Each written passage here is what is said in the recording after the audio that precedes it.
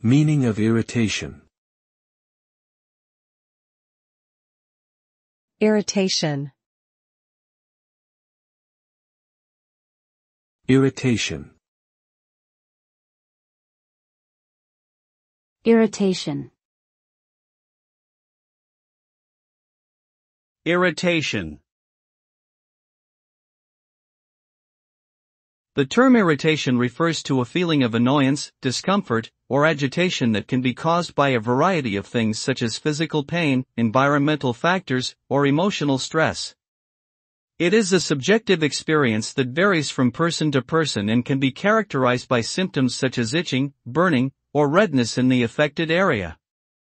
In medicine, irritation is often associated with an inflammatory response, which is the body's way of responding to tissue damage or infection.